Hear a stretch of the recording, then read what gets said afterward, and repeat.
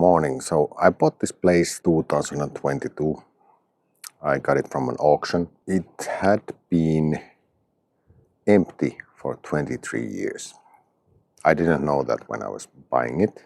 Well, I bought it blindly, but I checked the map. So it's nearby a river, and there's 100 meters to the state hunting grounds and 50 meters from the river bend. And then we came over.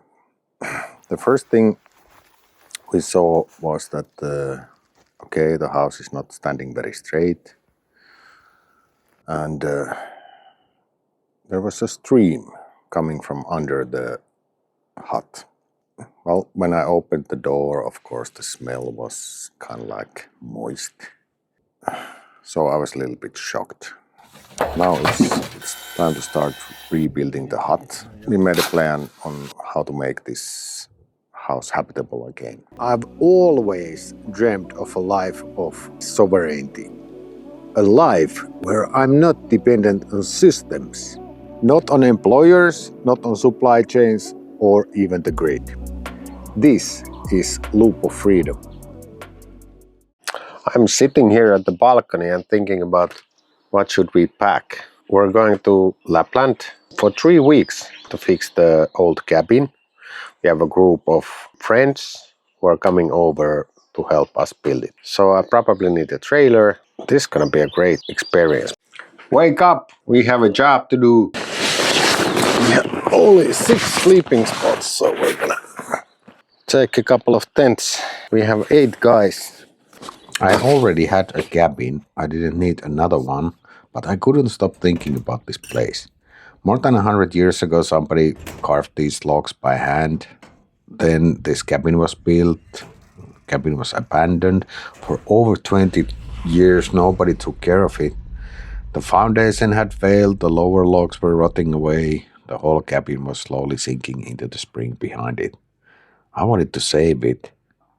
The problem was that the project was simply too big for me to do alone. There's still 1 hour left. We have been driving like 7 hours, I think. We are hungry. So we saw that there's this place which has muikus, which is small fish. We gotta support local businesses.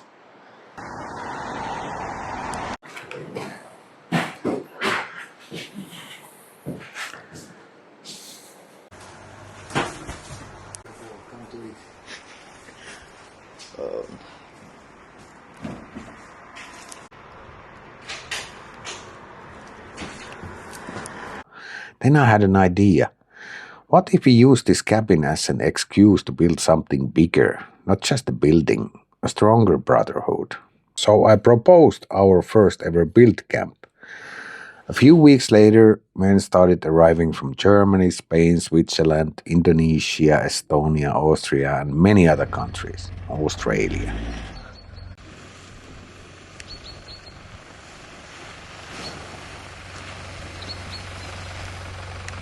In total, 25 men joined the project. Some came here to work, others helped fund the project from home. None of us knew exactly how it would turn out, but what happened next exceeded every expectation I had. Yesterday we took out a lot of materials from inside the house. We started the demolition and organized. You couldn't imagine the smell over here. So this whole sauna part needs to be torn out. These locks under there needs to be torn out. And the house must be lifted so that we can fit new locks under it. What we did, we took out the interiors of the house, and we did the first version of lifting up the cabin a little bit so it stands at least straight. Today we're going to continue with the demolition, and hopefully we get at least some feet on the house, because there are locks on the bottom of the house which need to be removed. Because this cabin is built on top of a well, then we need to think about that, how to direct the water from under the house. Oh, this is an overflow channel from the well. So there's clear water. And this has been in use earlier, as we can see from the old piping, but the piping has failed. So the whole house was dropped over there. I'm not at all sure if we're gonna make this a livable house, but let's keep the good spirit and try our best.